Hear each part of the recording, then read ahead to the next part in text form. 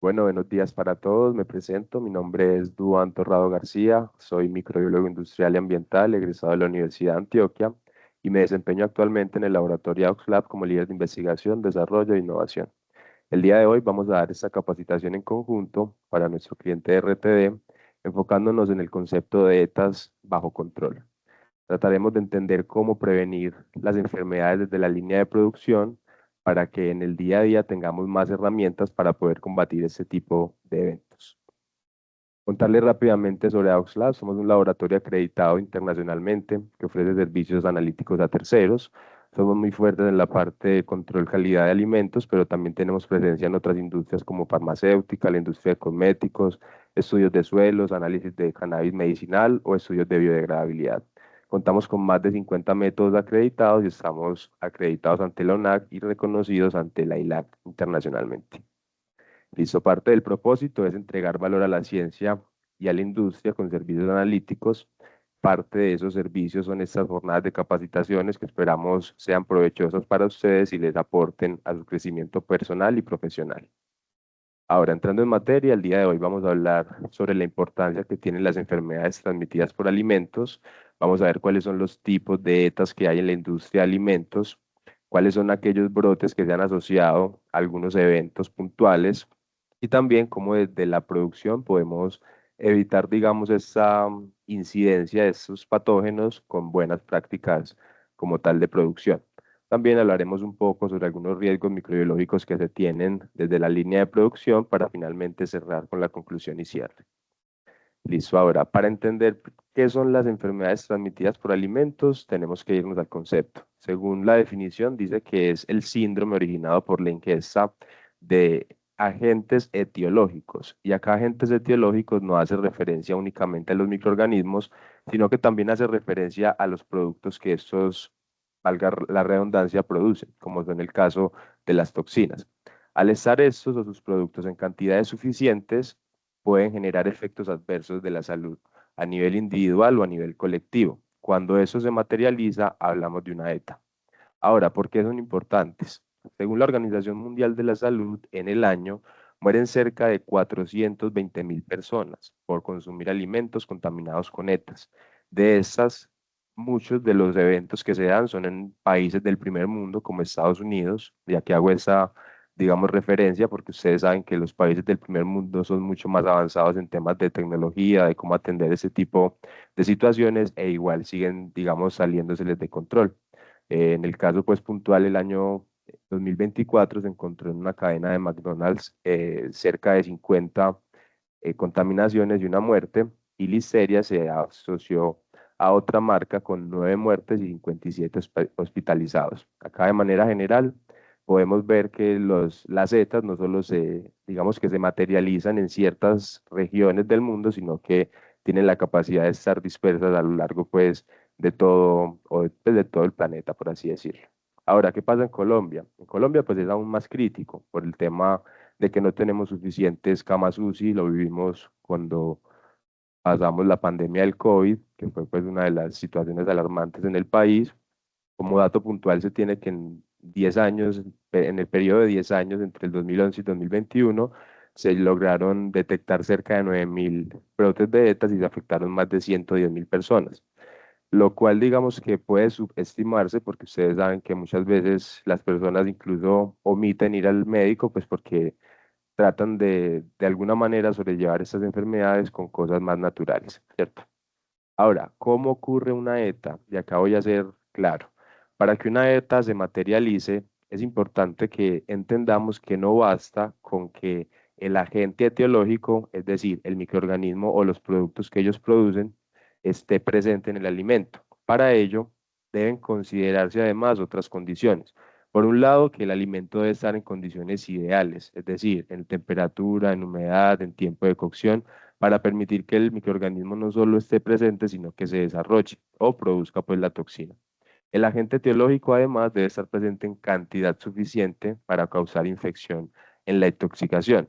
Acá quiero hacer énfasis en que muchas veces pensamos que la presencia de un patógeno puede ser relevante dependiendo de la cantidad, y aunque digamos que tiene sentido, también depende del tipo de sistema que la persona tenga. como lo vemos en el último punto. Para personas que tienen el sistema inmune debilitado, aunque la presencia de este agente etiológico esté en cantidades pequeñas, significa un riesgo alto, por lo cual en este punto quiero hacer pues como esa notación. También debe ingerirse una porción suficiente del alimento contaminado que sobrepase esa barrera de protección propia de la persona, que vuelvo y repito, en ciertos casos, pues obviamente son barreras mucho más bajas. También el consumo frecuente de alimentos fuera de casa, pues va a aumentar el riesgo o la tendencia que podemos tener al exponernos a estas setas. Ahora, en el mundo actualmente hay más de 200 enfermedades transmitidas por alimentos. Hoy me voy a enfocar en cuatro que son las más relevantes por el impacto que tienen en salud pública y por la frecuencia o la incidencia con la que se dan en la industria alimentaria. Por un lado tenemos la toxoplasmosis, que proviene del parásito Toxoplasma gondii, el cual es muy preocupante porque suele generar abortos espontáneos. De hecho, este microorganismo, este parásito, se sabe está presente en el intestino de los felinos, como los gatos.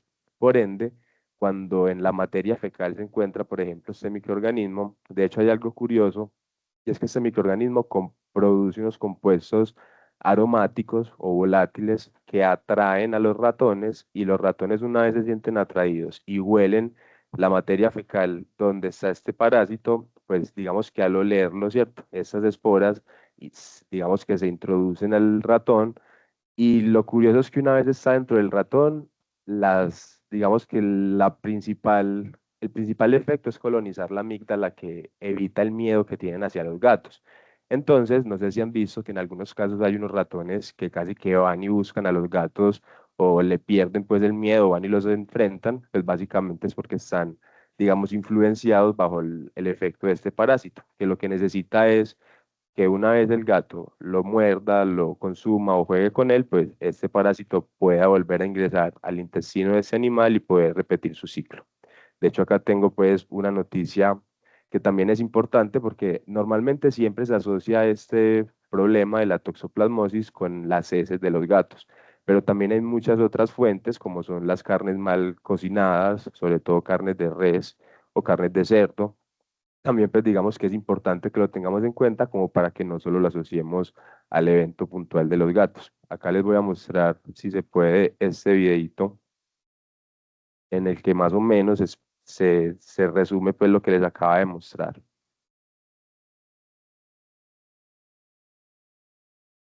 Entonces básicamente,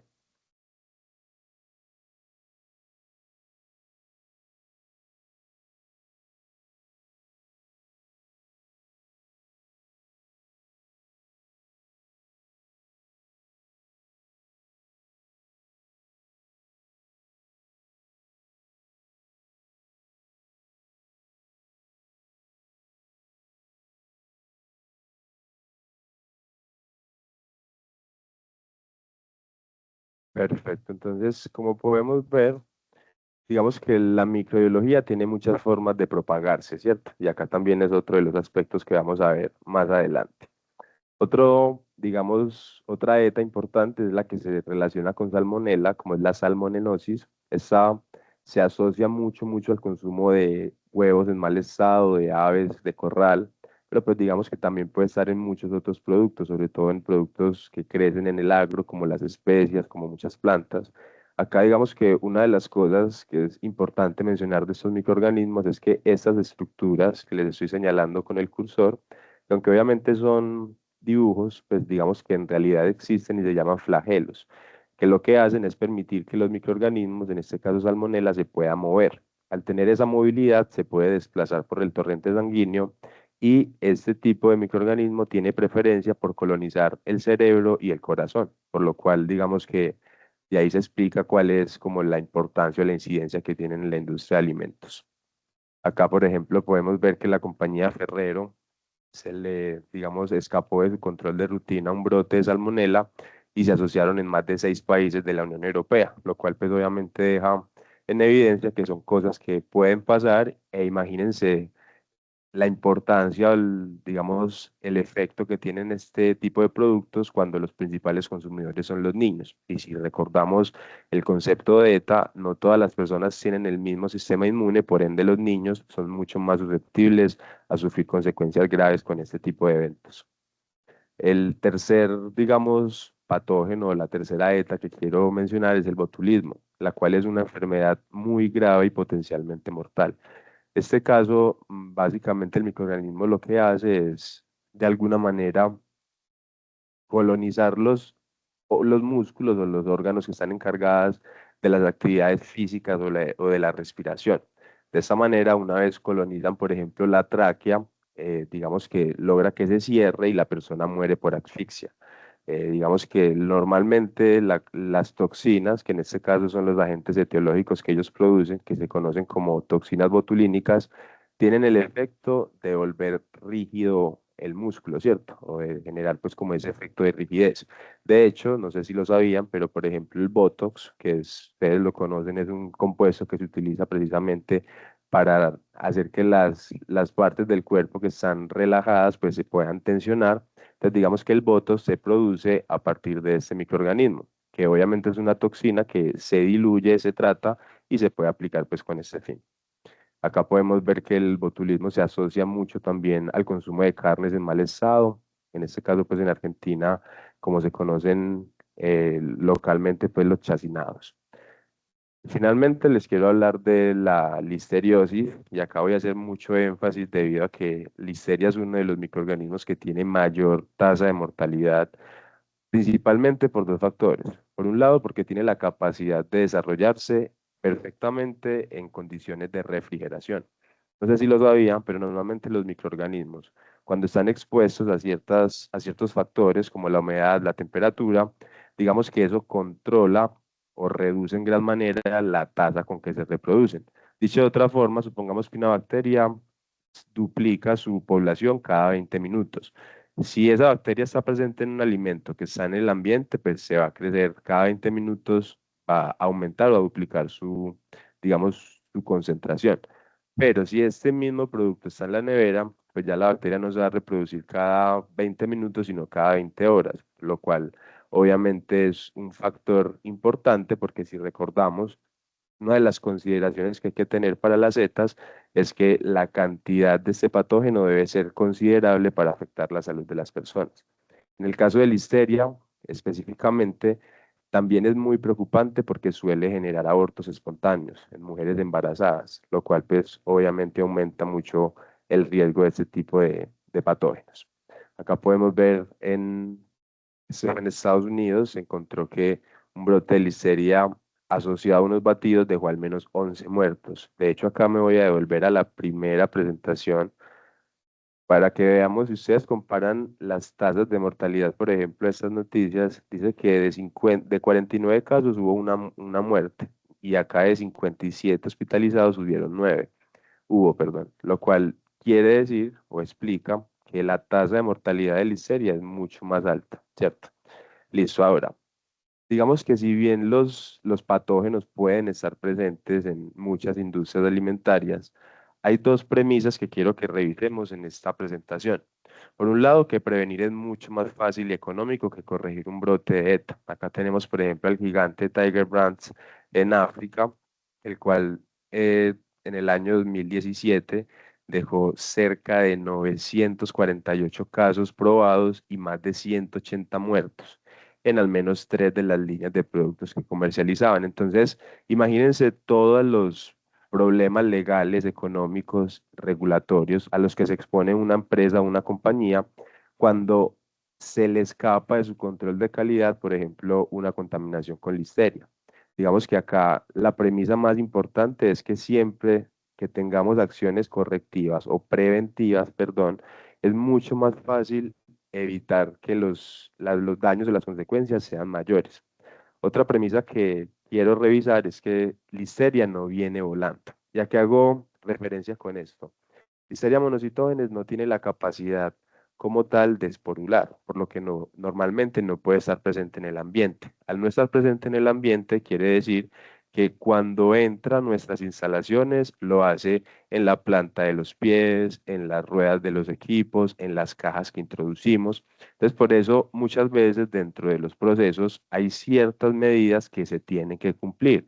Por ejemplo, un material no puede ser de cartón, porque el cartón es poroso. Al ser poroso, alberga una cantidad enorme de microorganismos y posiblemente de patógenos. Entonces, digamos que acá quiero hacer énfasis en que este tipo de eventos, cuando se dan, casi en el 90% de los casos son por fallas, digamos, técnicas que se pueden corregir. Muchas de esas fallas son de carácter, digamos, de vestimenta. Entonces, por ejemplo, no hay controles en el tema de que el personal que tiene el calzado en el área de producción no pueda salir con ese mismo calzado a las áreas administrativas. Si no hay ese tipo de restricciones y si no se evita pues que la persona esté libremente caminando por toda la planta, pues muy probablemente si incluso me ha tocado ver empresas donde salen de la compañía, entonces imagínense, salen, pasan por charcos, pasan por un montón pues de ambientes que están sucios y con ese mismo calzado llegan a la planta. ¿Y qué es la cosa? Que cuando nosotros ingresamos este microorganismo a nuestra planta, lo difícil es encontrarlo, porque realmente encontrar este tipo de patógenos requiere tanto de muchos muestreos como de mucha paciencia. Ahora, ¿qué podemos hacer para evitar que este tipo de eventos se materialicen, cierto? O sea, cómo desde la línea de producción podemos ayudar a evitar pues cualquier brote de una ETA. Pues, principalmente el control de materias primas, porque digamos que es la única forma en cómo garantizamos que desde el principio nuestro proceso esté 100% inocuo, es decir, que no represente riesgos pues en la salud de los consumidores. Porque aunque no lo crean, muchas veces cuando nos llega un producto final, entonces nos llega, por ejemplo, un pan o una arepa, entonces miramos en este producto final la presencia del patógeno y nos tenemos que devolver a verificar si realmente ese patógeno viene de la harina, viene de la cebada, viene del grano, de dónde viene. Porque pues realmente lo ideal es que nosotros antes de empezar con cualquier proceso productivo tengamos esa certeza y no nos confiemos 100% de lo que nos dice o nos declara pues el proveedor. Otro tema importante es que hay que tener mucho cuidado con las cajas mojadas, sobre todo porque el tema del agua, o sea, donde hay agua hay vida, y eso es un factor súper importante. Los microorganismos, por más que estén presentes, por más que tengan alimento, por más que las condiciones sean óptimas, si no tienen actividad acuosa, no se pueden reproducir. Entonces, digamos que el agua, en este caso, pueden ser cajas mojadas, pueden ser charcos, va a favorecer la proliferación microbiana. Y pues también, como les mencionaba hace un momento, verificar los certificados de proveedores, pero que sean pues confiables. También se los mencionaba ahora, una de las cosas que se puede hacer para evitar este tipo de incidentes es prevenir la contaminación cruzada. ¿Y cómo se hace? Pues se delimitan áreas, se restringe el acceso del personal de ciertos lados a otros, se establecen flujos de trabajo en donde ustedes tienen que caminar en una dirección y si se les olvidó algo, tienen que hacer todo el recorrido. ¿Todo esto para qué? Para lo que les mencionaba ahora, para evitar que si nosotros en nuestra ropa, en un carrito, en una superficie, tenemos un microorganismo, pues esté localizado en un solo punto y si dado el caso, Dios no lo quiera, se logra, digamos, materializar un brote por una ETA, logramos identificar en qué área es mucho más probable que se encuentre este patógeno. La limpieza y la desinfección es un aspecto importantísimo, sobre todo porque los patógenos tienen ciertas, digamos, ciertas capacidades para sobrevivir. Una de ellas es generar biopelículas o biofilms, los cuales son estructuras físicas que evitan que los desinfectantes estén en contacto con el microorganismo.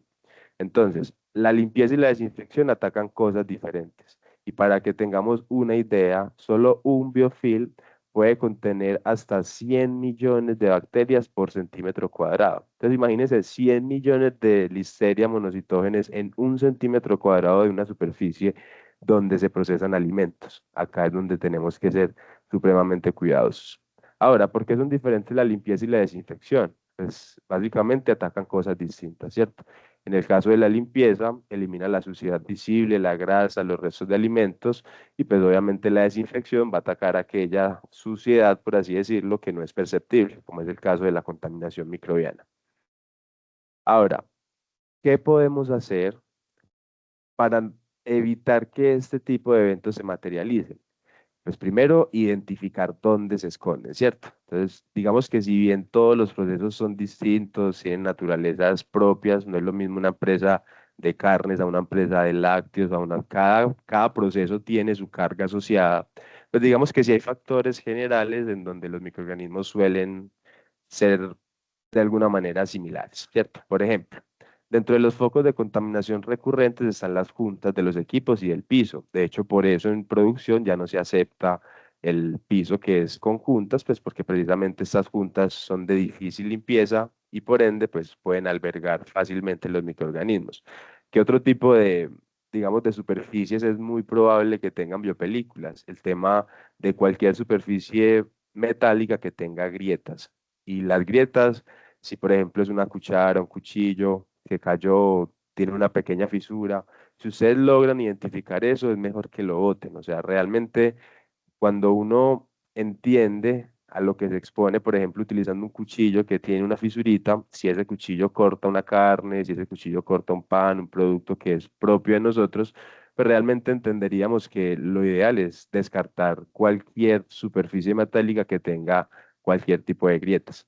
Las esquinas de las mesas o moldes plásticos, también por el principio de que son zonas de difícil limpieza, y también sistemas de ventilación o calefacción. Acá también es muy importante en las industrias pues, de alimentos que muchas veces ponen los ventiladores o los sistemas pues, de ventilación enfrente del producto y cuando uno los va a ver están llenos de polvo. Tengan en cuenta que el polvo alberga también una gran cantidad de microorganismos. El polvo actúa como una especie de moco que lo que hace es encapsular o atrapar a los microorganismos que estén en el ambiente para finalmente dispersarlos. Ahora, ¿qué condiciones favorecen el crecimiento de los microorganismos? Que lo veíamos a un principio. Aunque el microorganismo esté y aunque hayan ciertas variables, casi que todas se deben cumplir para que se pueda materializar una ETA. ¿Cuáles son esas principales condiciones que favorecen el crecimiento microbiano? Pues por un lado está la humedad, que por eso les decía, si nosotros evitamos, perdón, que la humedad sea un factor externo, que sea un factor crítico, pues de alguna manera estamos controlando esa proliferación microbiana. También la temperatura ambiente, sobre todo de los patógenos que tienen tolerancias de crecimiento entre 20 y 45 grados Celsius, la presencia de residuos orgánicos, porque esos residuos pues básicamente son el sustrato, son el alimento, y también algunas superficies porosas o dañadas donde se puedan, como les decía hace un momento, encapsular ese tipo de microorganismos. Y pues, obviamente el tiempo prolongado que se tenga ante un proceso sin que se ejecute una buena limpieza, por temas de polvo, por temas de suciedad y por temas de dispersión de las esporas que están en el ambiente. Ahora, ya para cerrar esta breve charla, que espero no haya sido ni muy técnica ni muy larga para ustedes, pues digamos que hay dos premisas importantes y una conclusión final que se resume en una frase. Por un lado, que las zetas o enfermedades transmitidas por alimentos no se originan por accidente. Muchas veces son consecuencias de descuidos que podemos evitar desde la línea de producción. Por otra parte, prevenir una enfermedad transmitida por alimentos no es cuestión de suerte, sino de constancia. Cada práctica correcta que ejecutamos, cada superficie bien desinfectada y cada decisión consciente que hacemos, por ejemplo, desde un plan de monitoreo ambiental, va a sumar a garantizar la inocuidad del producto o del alimento. Y recordemos que nosotros no producimos solo alimentos, producimos confianza. Y la confianza siempre se construye con inocuidad. Muchísimas gracias.